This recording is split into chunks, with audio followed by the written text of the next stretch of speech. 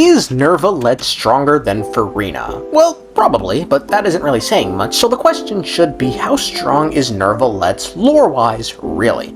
I ask this because it's really at this point an open secret that Neuvillette is the reincarnation of the Hydro Sovereign. For those that don't know, the Hydro Sovereign is one of the 7 sovereigns, or dragons, that ruled over Teyvat before the arrival of the Heavenly Principles. As you may have guessed, the number 7 is meant to represent each of the elements that are present in Teyvat that the dragons had complete control over. Apep, the Dendro Serpent, is one of the original sovereigns, and just look at how big this bitch is.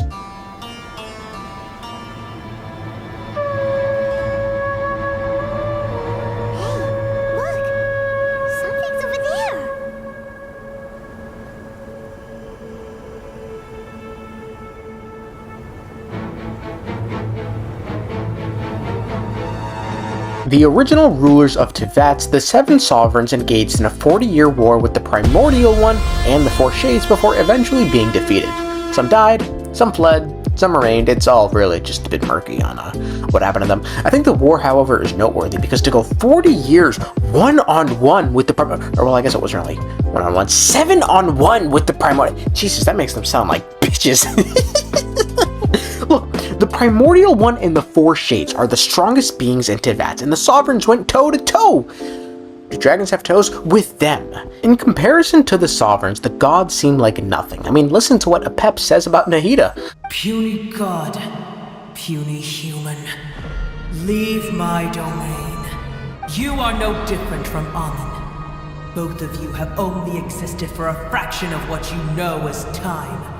Yet you call yourselves lords of this land by leaning on the heavens' glow. I mean, aside from calling her puny and all this other stuff, she knows that the gods lean on the heavens' glow, obviously referring to Celestia. This implies that without Celestia, a being like Apep would have been chokeslammed someone like Nahida due to the difference in strength between them.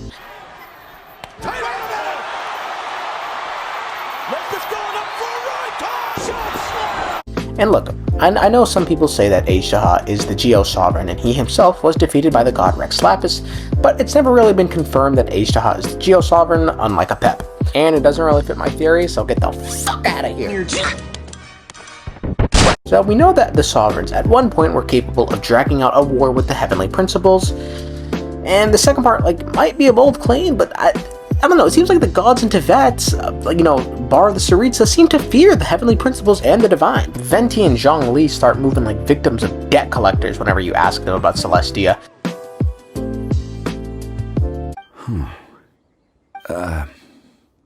I cannot say. Dainsleif noted that Furina knows not to make an enemy of the Divine. The god of justice lives for the spectacle of the courtroom, seeking to judge all other gods. But even she knows not to make an enemy of the divine. And the Tsaritsa seems to need to gather the power of all the gods, or whatever the hell Gnosis are, just to challenge the Heavenly Principles. The Heavenly Principles run to that. They are big boss, and the gods play by their rules. Whatever the Heavenly Principles command the gods to do, they do. See Conria, for instance. I mean, it seems like they took sweet old Venti and turned him into a genocidal maniac because they didn't like the science that they were doing in Conria or some shit. I don't know. So even if the gods in Teyvat won't challenge the Heavenly Principles, that indicates to me that the Heavenly Principles are far, far stronger than them. And as for the 7 sovereigns, they went the distance with the Primordial One, so much so that he had to create the 4 Shades to provide himself with the power that he needed to defeat them. This proves to me that the 7 sovereigns are very powerful in their own rights and have strength that exceeds the gods of Teyvat. And let's not forget, the Heavenly Principles just sit here and nuke worlds, not continents, nuke cities. Damn, that does not make them sound as impressive. Look, they were able to sentence a god to death. Just look at Orobashi. So they Jesus, they got their big dick out on the table. They own shit into that, bro.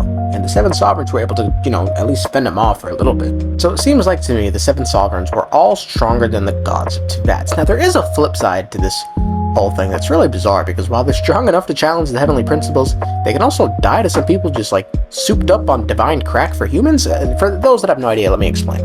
the Hydro Sovereign is thought to be the dragon Scylla, who helped the God King Remus create Rumeria. He did this by granting him some special goblet that had magic or something, and I don't know, it was some weird magic shit. Everything was going smoothly until a prophecy that spelled out the destruction of Rumeria caused Remus to take dire actions, like giving some of his divine power to regular people called Hormosts. When chaos had befallen Rumeria, Scylla became enraged and felt betrayed. As a result, he gathered an army of bishops and lockfolk and charged at Rumeria, but most of the army would be swept away by the abyss, but not before they managed to slaughter some musicians. No, I can't do this again, bro. I gotta move on. Scylla would eventually be trapped away by one of the Hormosts named Boethus using the goblet, some primordial water, and like 3 dudes he gathered and called an army. This sounds so strange to me, dog. Only because how can you go from fighting the strongest being into that to being sealed away under a tower by some regular nigga hopped up on divine blood? It sounds so bizarre. But this could be what Furina was talking to Neuvillette about in this clip, this badass clip. That's all. You will see much in the human world, from the delightful to the depressing. And one day, when you have dwelt among humanity long enough, you will be placed to bring judgment over all as a spokesperson for Fontaine's past. It is unnecessary to hold me in such high regard. That's a cold clip. He looks so cold in that. Which makes me want to believe that Scylla was in fact the Hydro Sovereign, but god damn, Brody went out sad. I mean, maybe he had some of his power sapped from the war with the primordial one, bro. I'm coping so hard, man. Another thing to point out is that Neuvillette's reincarnated with the human body as according to the prophecy, which means he's still somewhat limited by this fact, even if he has access to some neat new abilities like wielding elemental energy without a vision, explaining why he has no constellation. So in short, how strong is Neuvillette? He's strong. You know, he's probably at his peak during the war with the primordial one.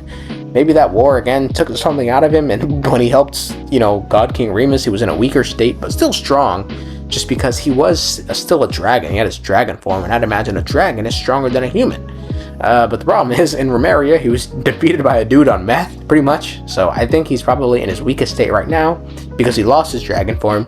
Dude is, like, staying impure, because the bishops decided to, like, have interracial sex with electro-bishop. I don't know, it was something weird, bro. That's a weird rules. Tibet has its own laws, I guess. Anyway, he's probably stronger than Furina, maybe Venti, maybe, but that's probably even pushing it. But I doubt he's anywhere near A or Morax.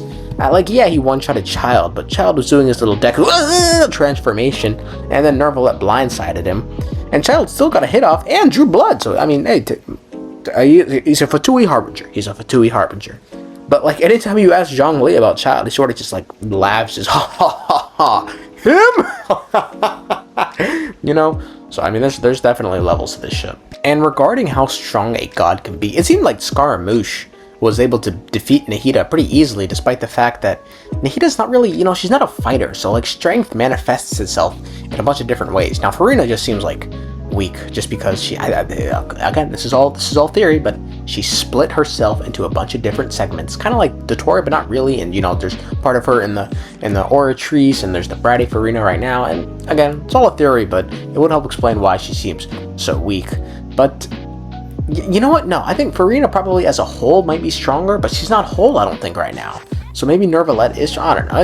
It's a weird thing. We'll see what happens with Furina later on. Maybe in 4.1, probably not. I don't think 4.1 is the last of the Archon quests. I'm pretty sure we get some more Archon quests later on, because there is the expansion in 4.2 where we should find out more. But, you know, Neuvillette's story quest should reveal a lot about what happened in Rumeria's past, or not Rumeria, Fontaine's past, sorry, about Rumeria. And we should find out stuff about the Melazines and all that other stuff. I mean, his quest name, Divulge, it's French for, like, flood or something like that, so you know, there should be a big lore dump, which is nice because those story quests tend to be a lot more exciting than the whatever the hell Kazuha's detective shit was.